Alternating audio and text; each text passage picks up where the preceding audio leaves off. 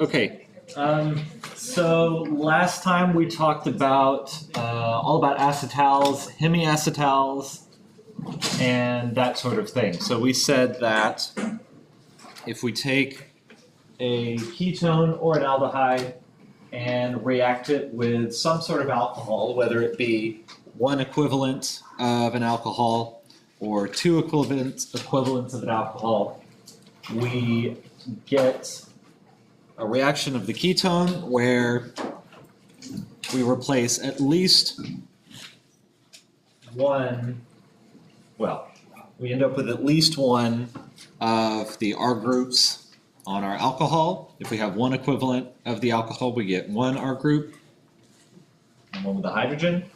And if we have two equivalents of the alcohol like this, we get two R groups on the oxygens.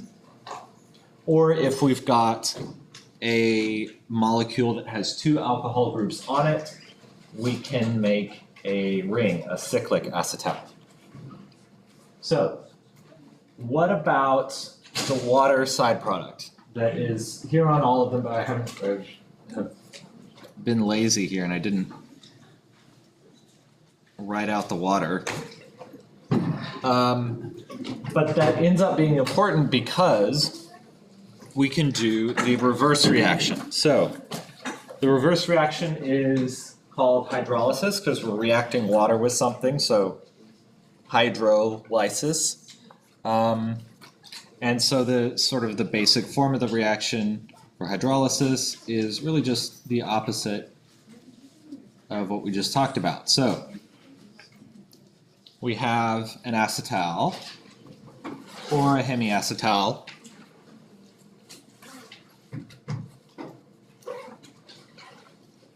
And if we react that with water, we have to have our acid catalyst that we used to go the other direction to make the acetal. And we end up with what would have been the starting materials for the forward reaction.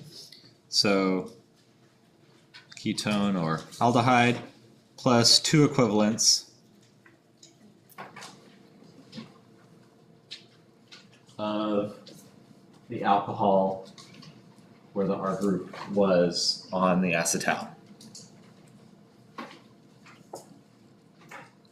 So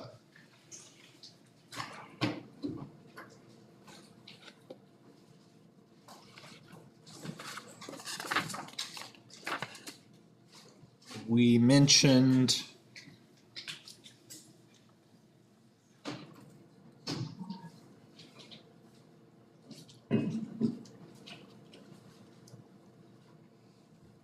these sort of cyclic acetals. Now this one has got a hydrogen on it, right? So that means that the starting carbonyl is not a ketone, but an aldehyde. So if we do a hydrolysis, I'm not going to do those, sorry. If we do a hydrolysis reaction here, okay, we have sort of this part of the molecule here, and that is going to be the basis for our carbonyl compound. And then the alcohol is going to be that part. And the reasoning for that is that carbon is going to become the carbonyl carbon. So in the same way up here, this central carbon here becomes the carbonyl carbon of the ketone. Okay, so we just sort of split the two molecules apart.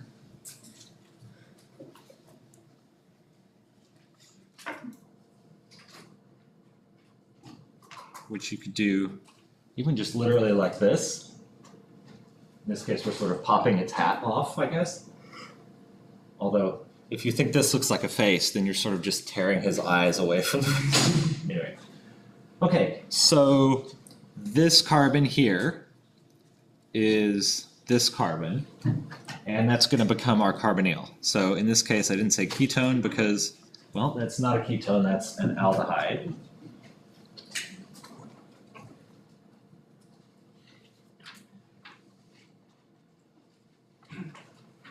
And this is going to become our alcohol. And we only have one equivalent of it, but it's got two alcohols on it. So that ends up giving us, if we go the other direction, our cyclic acetal.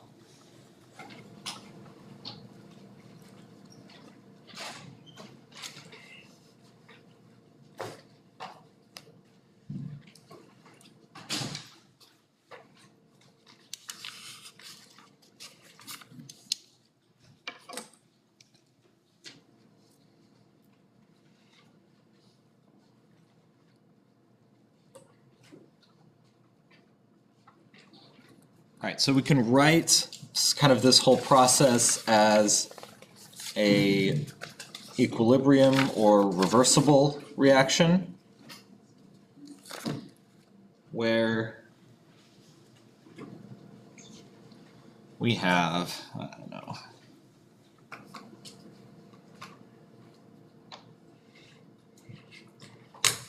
the ketone plus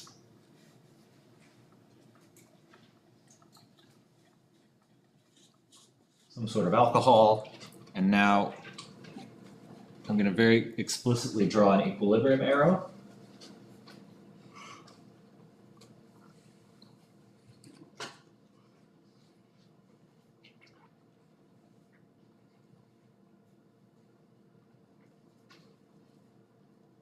And I'm going to be sure to write out H2O.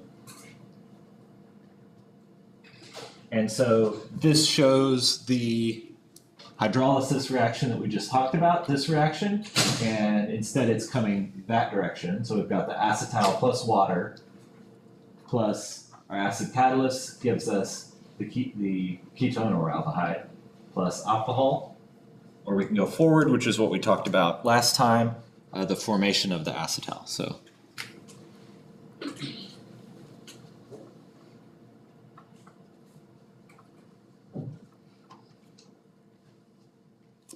okay.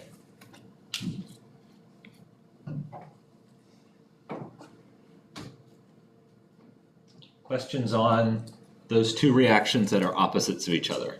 Reverse process.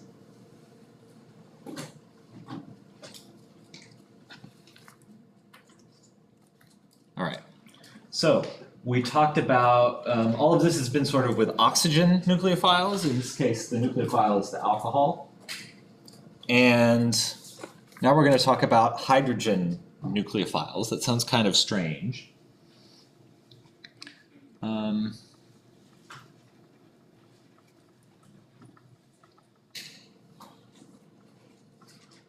And what these reactions really end up being is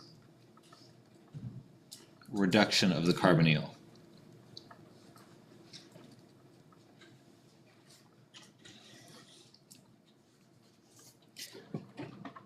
So I'm not sure if you have seen this particular reaction before, but if we take a ketone and we treat it with sodium borohydride, NaBH4, or lithium aluminum hydride,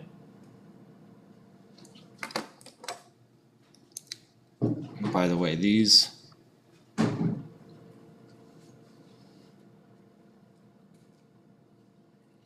reagents look like this.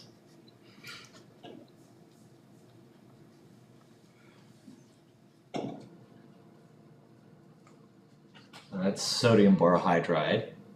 It is a sodium cation, and then this borohydride anion looks kind of like methane, just with boron instead of carbon. Yes?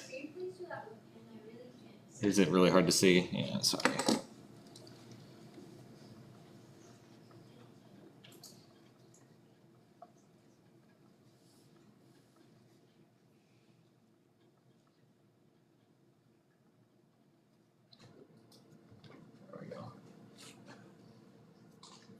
So it's just a boron with 4 hydrogens on it. It's got a negative charge, and so what the boron would really like to do is to give up not a proton, but a proton would be H+, but it really wants to give up H-. So proton with 2 electrons. We call that hydride.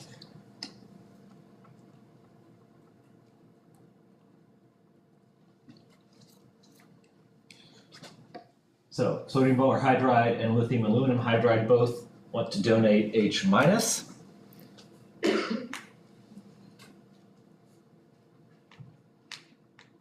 And so if we treat a carbonyl compound with one of these reagents,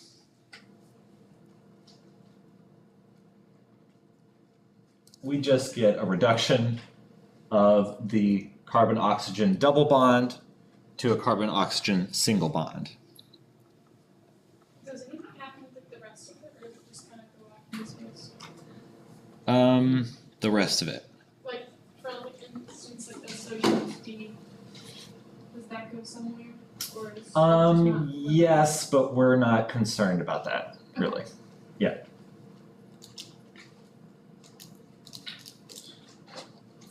So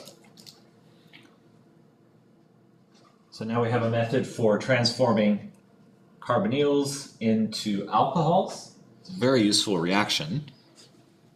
One thing I'll note about the alcohol is, you'll notice this carbon here has no hydrogens on it, right? It's already got 4 bonds, 2 to oxygen and 1 each to the methyl groups. But our alcohol has 1 hydrogen that's right there, and it's also got another hydrogen that's on the oxygen. So we essentially added the equivalent of H2, but what should be noted here is that that hydrogen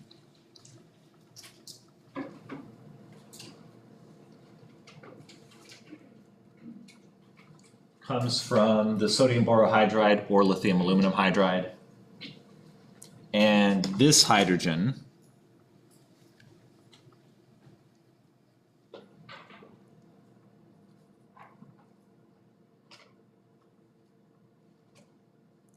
comes from the second step where we add water. So those are the 2 hydrogen atoms that are added to the carbonyl compound.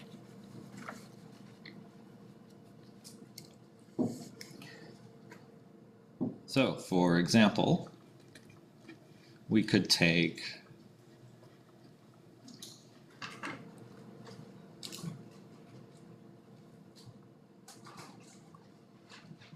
this molecule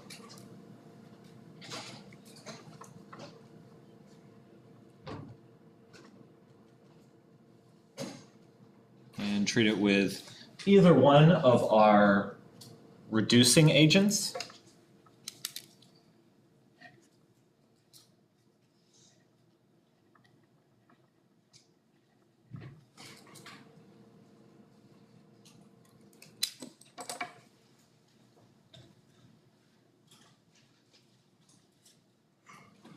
We need this, and then we need just a workup step where you pour some water into the flask. And what sort of change should we see here? Well, the only thing that's going to happen is related to the carbonyl, so the rest of the molecule stays the same.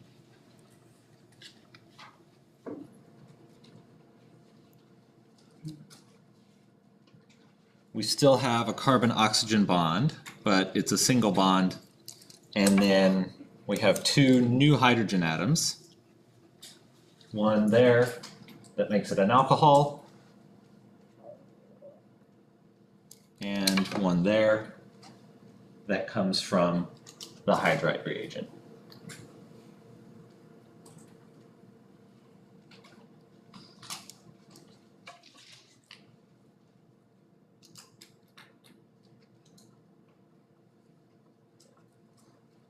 If we have an aldehyde, it works equally as well.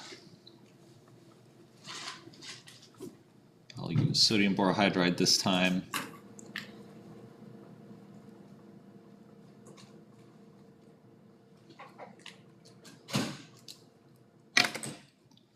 Oops. Made that red.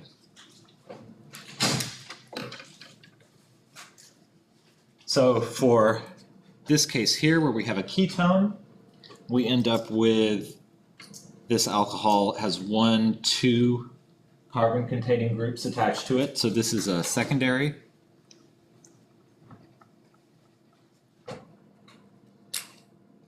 Alcohol. And this alcohol, which comes from an aldehyde, only has 1 carbon-containing group attached to the alcohol carbon. So this is a primary alcohol.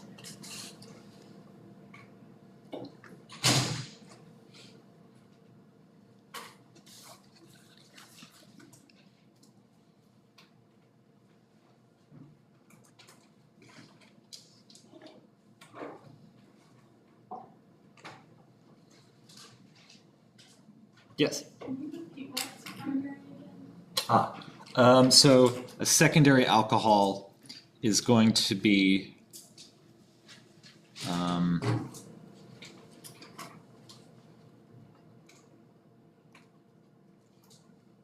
where the carbon that's attached to the alcohol has 2 carbon-containing groups attached to it. So this carbon and that carbon. And then a primary alcohol is going to be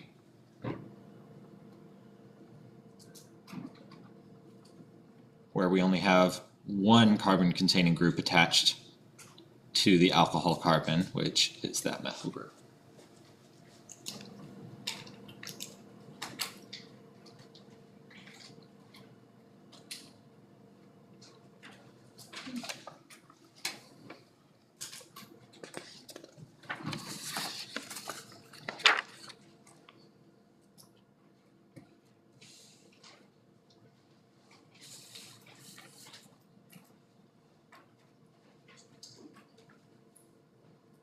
Okay, are we good on that? That's really the same type of reaction for aldehydes and ketones, and we just take a carbonyl compound and turn it into an alcohol. Simple but useful. Okay. Now this reaction we actually talked about a little bit last chapter with the whole synthesis business, and it has to do with, again, an aldehyde or a ketone. And this reaction just completely removes the ketone and gives us an alkane. And that is a zinc amalgam, so zinc with mercury, HCl, and heat. So this is also a type of reduction, but rather than just reducing the ketone or aldehyde to an alcohol, we're reducing it all the way down to an alkane.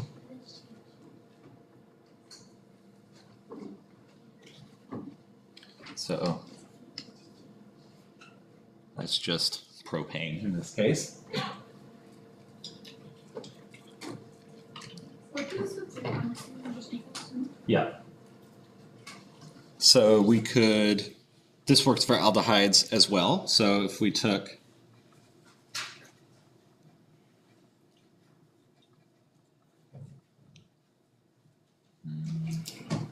let's make a fun aldehyde of some kind and treat that with the same reagents. We're just going to completely remove the double bond to oxygen and replace it with 2 hydrogens. So like we've done pretty much all this chapter, first thing you should do is just draw the rest of the molecule without the reactive centers.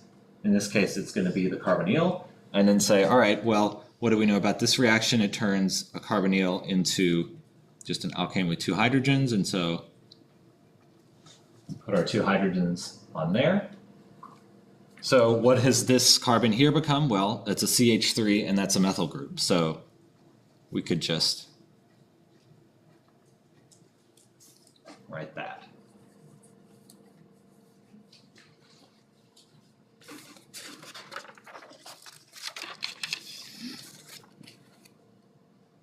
So would our final answer just be the alkene? Yes. You could certainly draw it like that, and that's how I would recommend that you work through the problem, just so you remember what's happening. If you want to do it like this, you can, but that's not. If it was like attached to a benzene, we could just plot that wherever the ketone or aldehyde was as the alkene or the benzene. Yeah, so if we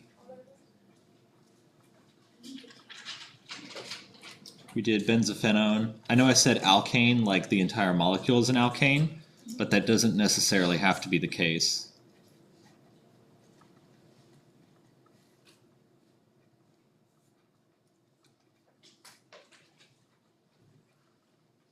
We could have that as well.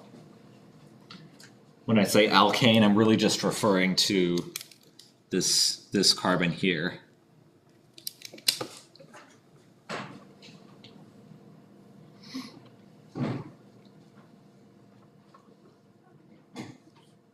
Yep, so just erase the ketone, basically. That's all you have to do.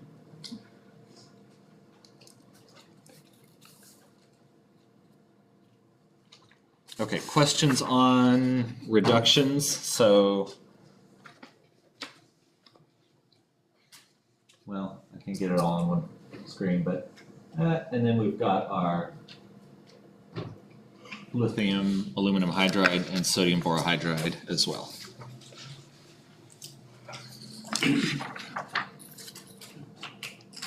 Okay. So we've done oxygen, we've done hydrogen, and now we get to do the fun stuff, which is carbon nucleophiles. So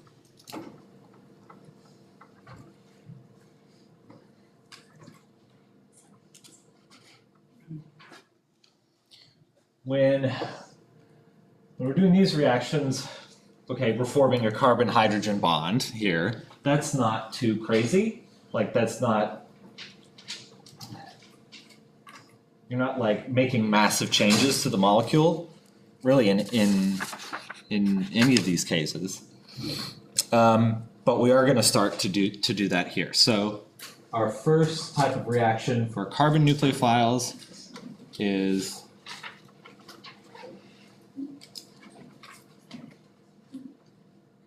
the Grignard reaction.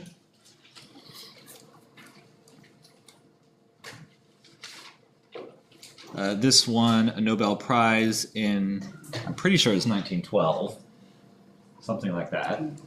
But the guy who actually did the work was Victor Grignard's student. But he got the credit. Welcome to science. Okay, so the Grignard reaction it won a Nobel Prize, so clearly it's pretty cool. I think it's cool. But this it's certainly not unique, but it's unique in the reactions we've seen so far, in that it forms a carbon-carbon bond. And the reason that's exciting is because now we can take two organic molecules, and put them together. And so we've talked about CC bond forming reactions because the Friedel-Crafts alkylation and acylation are CC bond forming. Anyway, but we can take two big parts of a molecule and stick them together. And so that makes doing synthesis much easier. Okay, so how do we start doing this? The first thing we need is some sort of alkyl halide. In this case, an alkyl bromide. It can actually be an aryl bromide as well, but we'll see some examples of that in a moment. But we start with just a halogenated organic compound. And now we treat it with magnesium metal in diethyl ether solvent. Kind of a weird thing to do, to just throw in some metal shavings into your reaction. But it works, and what it does is a very interesting and strange thing, and that is the magnesium inserts itself between the carbon chain and the bromine.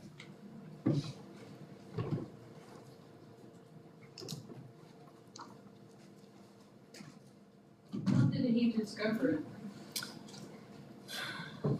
I bet it was an accident.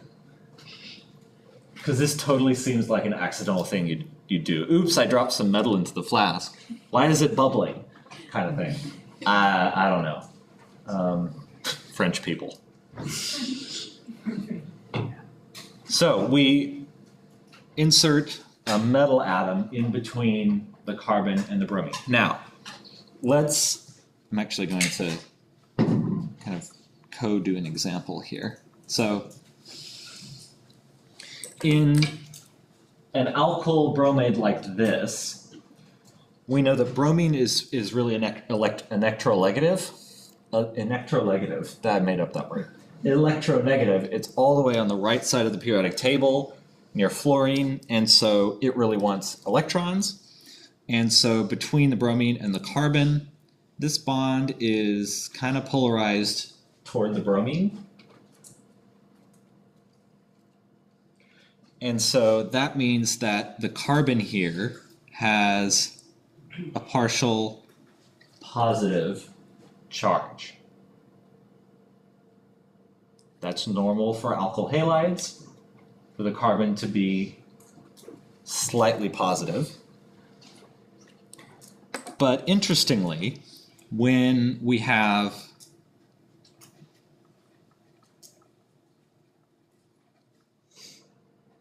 this compound, which is called the Grignard reagent, now we have something very different. Magnesium is a metal, it's an alkaline earth metal, it's in the second group, from the left, and so it's not electronegative, it's electropositive. And what that means is the polarization of this bond is flipped. This is the key to getting this reaction to happen and why the magnesium is important. So what that gives us is a C with a partial negative charge. So that means that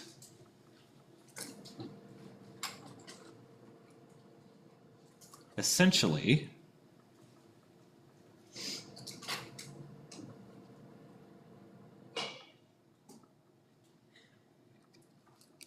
we have something like this, where the electrons are mostly hanging out with the carbon and not with the magnesium. So this is an exaggeration of what's actually happening, but it helps to explain the reactivity of the molecule. So we've done something this is fairly difficult to do, and that is create a nucleophilic carbon atom.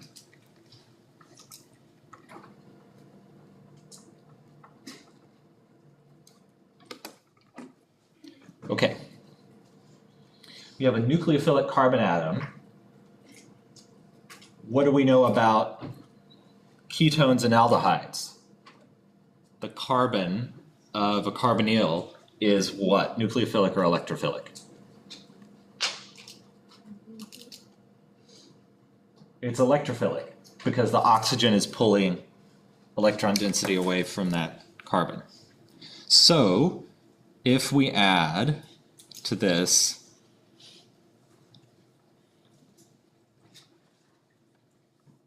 a ketone,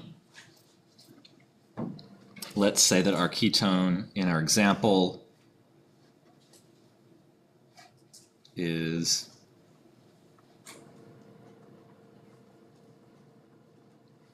benzophenone. So this and this are the same molecule. pH means phenyl. In this case, the fact that it's a phenyl group doesn't really matter. So, okay, we've got a nucleophilic carbon here, and we have an electrophilic carbon here.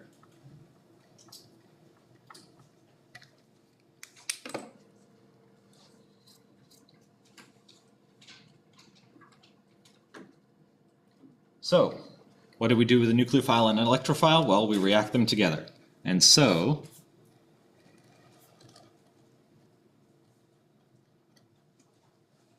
those electrons on the carbanion, the negatively charged carbon, attack the electrophilic carbonyl carbon. We move electrons up onto the oxygen. And look at that, we've formed a bond between a carbon and a carbon. So, what does the product of this reaction look like? Well, let's interpret the arrows really literally. We've got carbon with our two phenyl groups on it. We now have a carbon-oxygen single bond because we've broken part of that bond.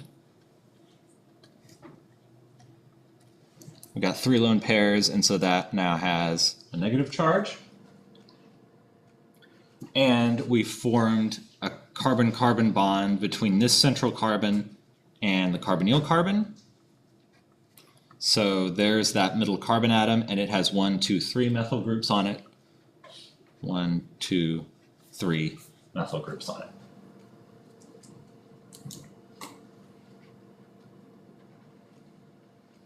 If you like, we've still got this magnesium bromide thing hanging out to balance the charges. And then all we have to do here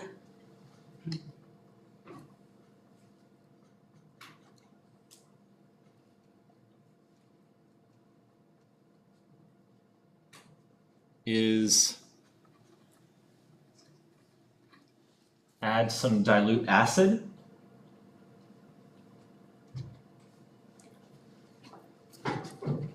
And that will simply just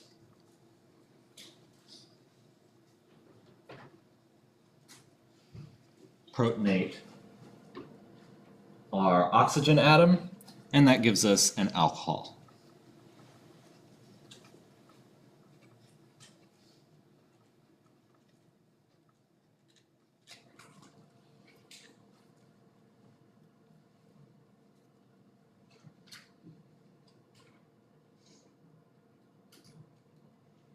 So, in this case, I've drawn it starting from the perspective of the alkyl halide. Okay? So we do that, we add the magnesium, and then we add a carbonyl of some sort, and then we get this tertiary alcohol.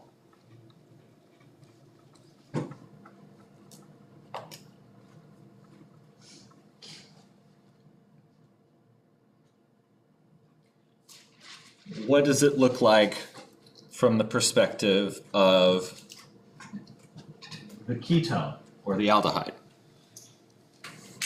Let's look at that. So let's say that we have cyclohexanone, and we want to do a Grignard reaction, let's say, to add an ethyl group to the carbonyl carbon. So the first thing we need is, essentially we're going to do this step first. So what do we need? Well, we need an alkyl magnesium bromide. Some R group, some carbon chain that we want to attach to that carbonyl carbon, but we just need it attached to the magnesium bromide. So we'll use that.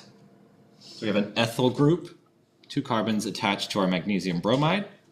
If you really want, you can say, okay, well, how do I make that from something you can buy off the shelf? Well, you take ethyl bromide and treat it with magnesium.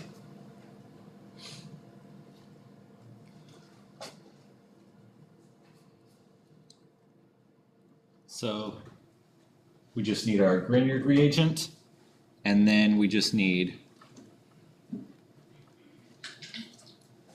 dilute acid as a workup step at the end of the reaction. But of course, the most important thing is our Grignard reagent right here. So what is the product of that going to look like? So we're going to do the same thing that we always do and draw the molecule without the carbonyl. Okay, well, what do we have? So we're going to end up with an alcohol instead of the carbonyl, OH, and we get whatever group was on the magnesium bromide, that gets attached to the carbon that used to be the carbonyl carbon.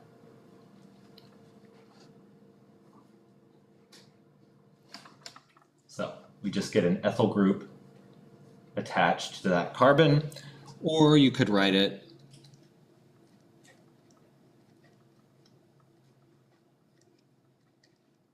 like that, where they're both outside the ring, if that makes you happier.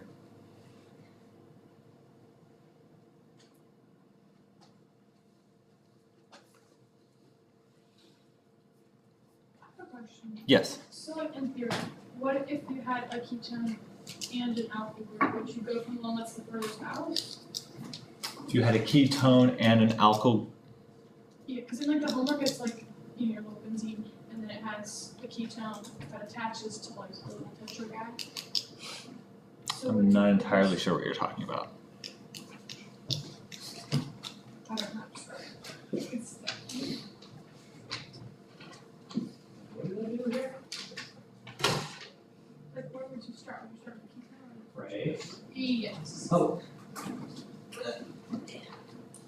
Might as well do a homework example, right? Okay. Um, I just because I know you should do it examples. no, it's okay. All right, so what number question is it? Number 9A. 9A. Okay, so this one says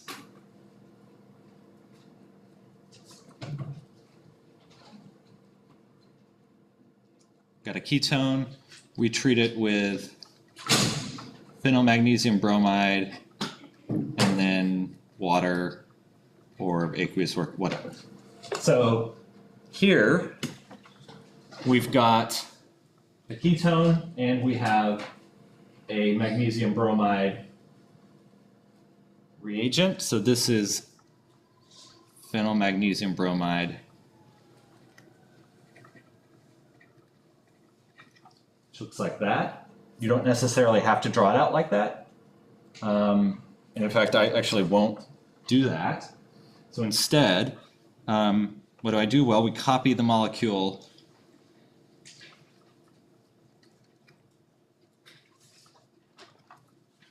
without the carbonyl. The carbonyl gets turned into an alcohol.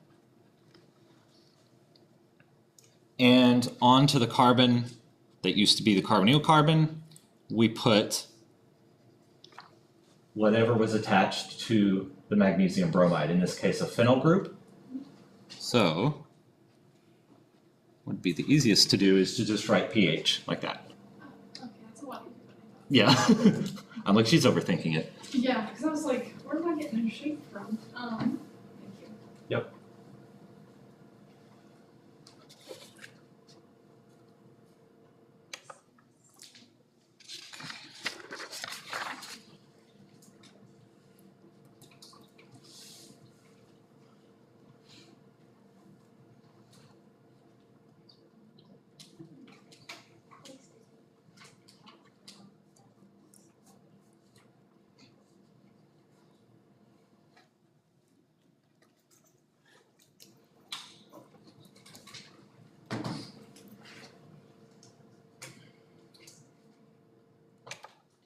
Okay, one more example just because I want to make sure we do one that has an aldehyde. So here's an aldehyde, and our Grignard reagent is this, so isopropyl magnesium bromide. So, draw our compound without the carbonyl.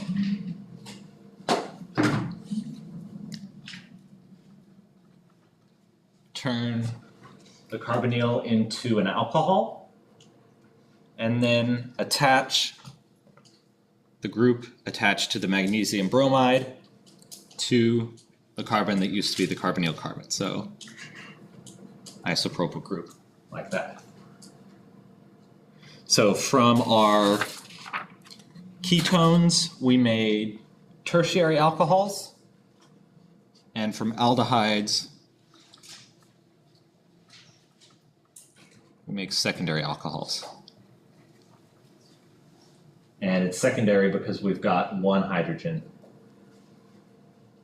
attached to that main carbon atom.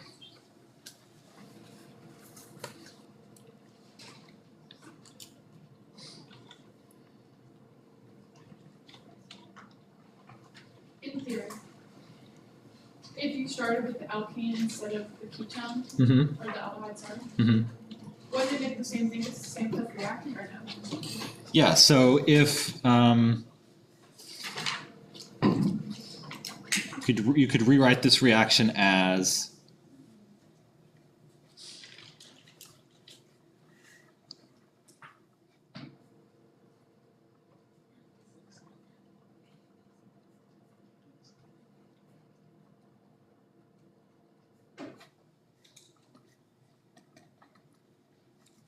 this.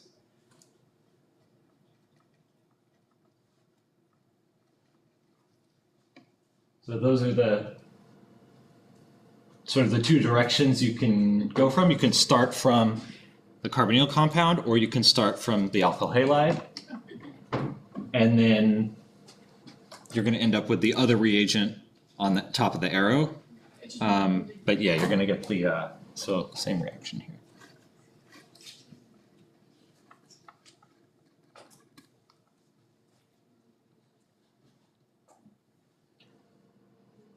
Yeah, be prepared to visualize the Grignard reaction in either of those ways. Questions on how those are the same?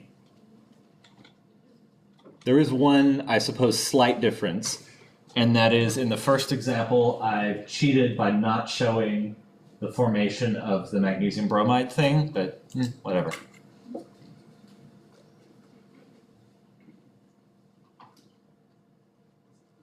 So if you really want, you could just ignore that. And now all we've done is swap the position of these two things.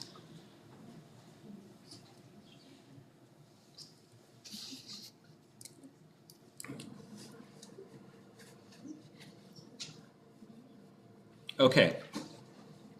So that's the Grignard reaction. That's the first of two carbon-carbon bond forming reactions. The other one we're doing in lab. What is that? Yeah, the Wittig reaction. So let's actually, I don't know, maybe learn about the stuff we're doing in lab. Okay, so.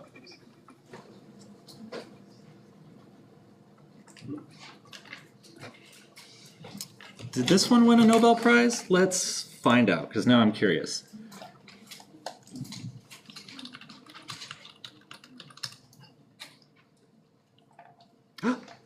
It did.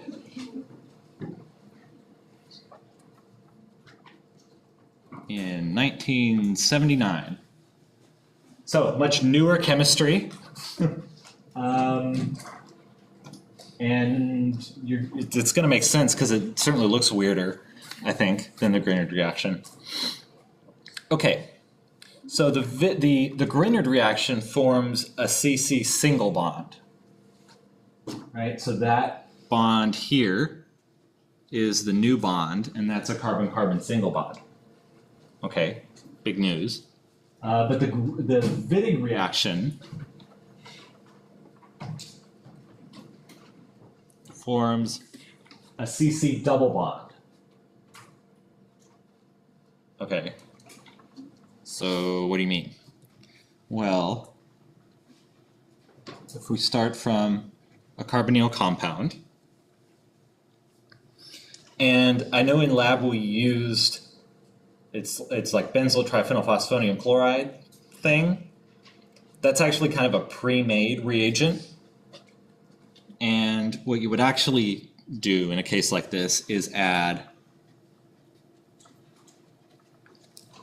an alkyl halide of some kind. You're seeing a theme here that for these type of reactions we start with an alkyl halide.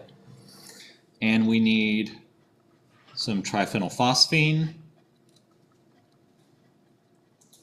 And we need a base.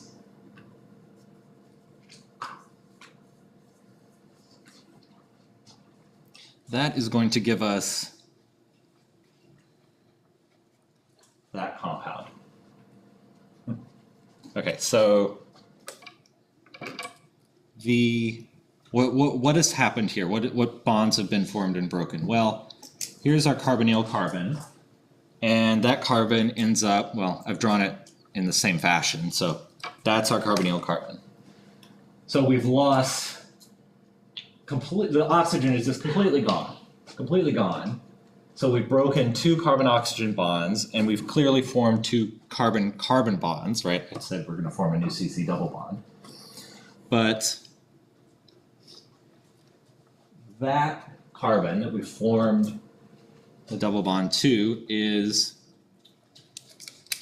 the carbon that used to be the alkyl halide carbon.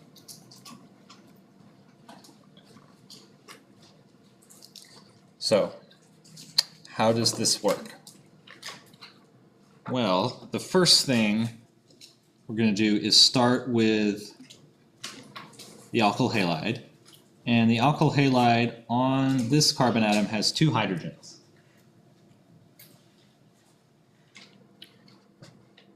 So in this process, we're going to add triphenylphosphine and say sodium hydroxide. But in this process, we're going to eliminate HBr.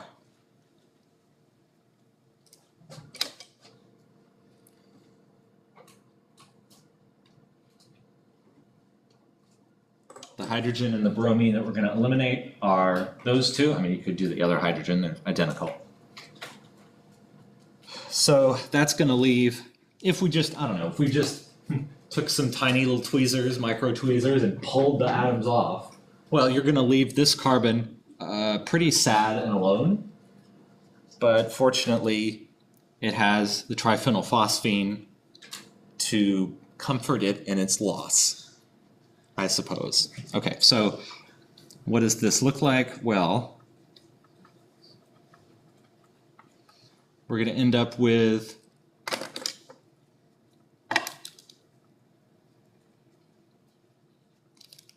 a carbon triphenylphosphine bond, okay? And what's left on the carbon after the HBr goes away? Well, one hydrogen,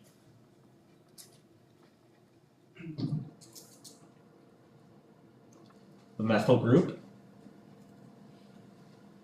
and a lone pair of electrons. So the phosphorus has a positive charge because it's got 4 bonds. The carbon has a negative charge because it's got 3 bonds and a lone pair. Okay, bizarre compound, but this is the Wittig reagent.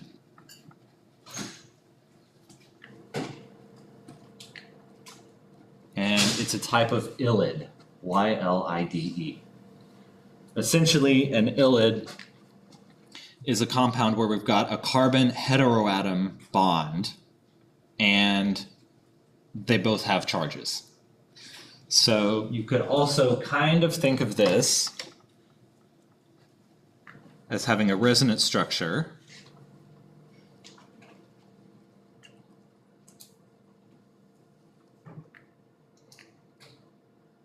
that looks like that, where essentially we've just drawn an arrow where these electrons come to make a double bond, and now the carbon is neutral because it's got 4 bonds, The phosphorus is actually neutral because it's a third row element and it can have an expanded octet of electrons, so it's actually happy like that.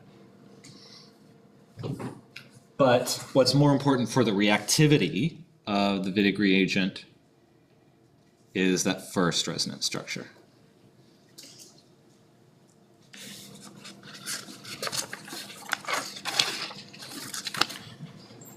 This is what the benzyl triphenylphosphonium chloride looks like, basically,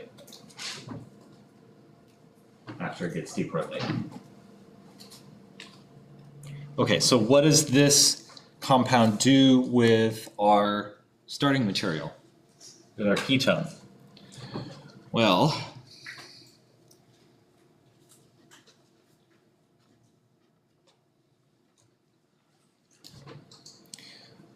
I'm going to draw them next to each other like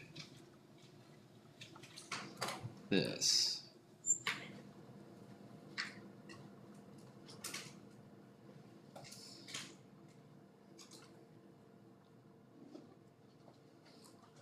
Okay, so they end up side by side like this.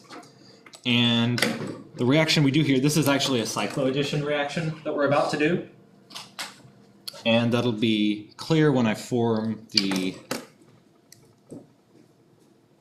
product. So we're going to move those pi electrons to make an oxygen phosphorus bond. And we're going to use our carbon electrons lone pair to attack the electrophilic carbonyl carbon. Right? This carbon is nucleophilic because it's got electrons and a negative charge. Okay, so this is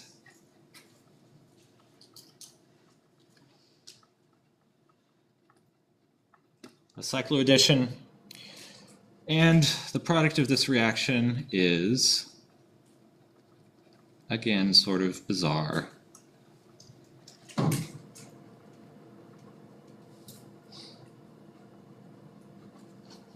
It's that molecule. So we've got a four-membered ring because the oxygen and the phosphorus are now attached to each other, and these two carbons here are attached to each other. So this is, so we've,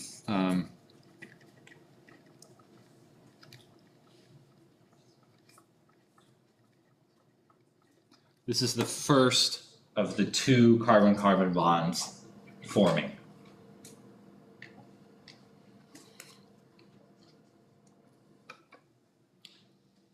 All right, and then immediately after that, we're going to form the second carbon-carbon bond. So this is the sigma bond.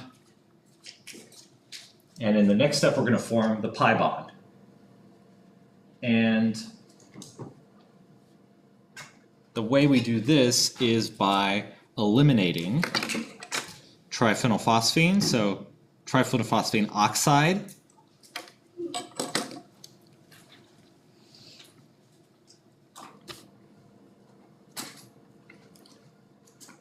is an excellent energy sink.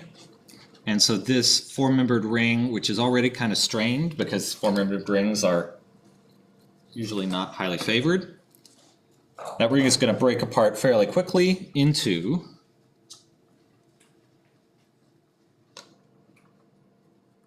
triphenylphosphine oxide and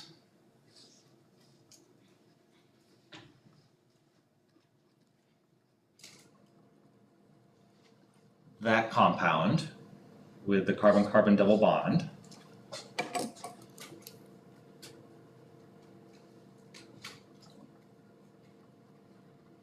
That step, we're forming the CC pi bond. And another way to write that molecule is like that. So there's our original carbonyl carbon, which is there, and there, and there, and there. And then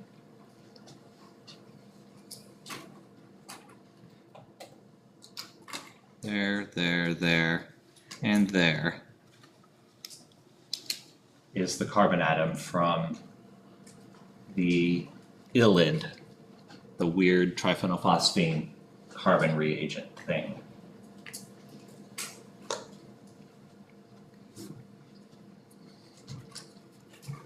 Okay, so let's hit an example really quickly.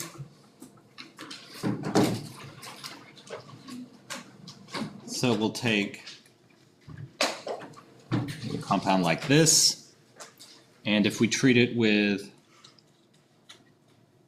our alkyl halide, triphenylphosphine, and a base, well, rather than drawing out this whole process, let's just connect the carbons that need to be connected. So we've got our alkyl halide carbon and our carbonyl carbon. So we draw the starting material without the ketone. And we're going to have a double bond, a carbon-carbon double bond, to the alkyl halide carbon, which is no longer an alkyl halide because the bromine has been eliminated. And what do we have attached to this red carbon? Well, just two carbons, like that.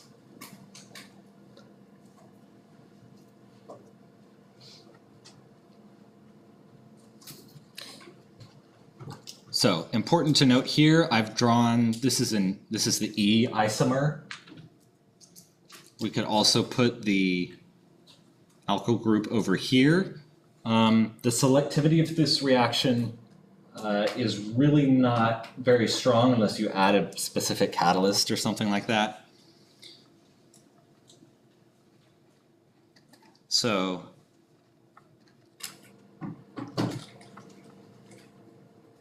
you can draw either isomer. So let me do the other one.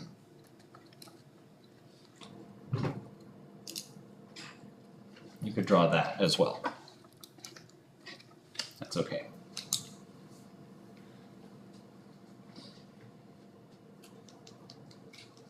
Would this be the case for all examples, or is it just this one where E and Z are okay? Any example. So the one I used here, these two groups are the same, both of these methyl groups, and so it doesn't matter. It's if you draw this new methyl group on the other side, it's an identical molecule.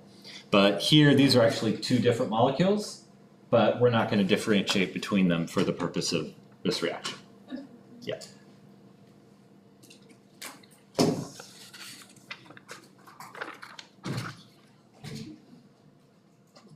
Okay, any questions?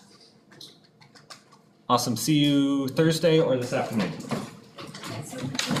Is lab still at 1:15. the new lab time? That is the new lab time, yes.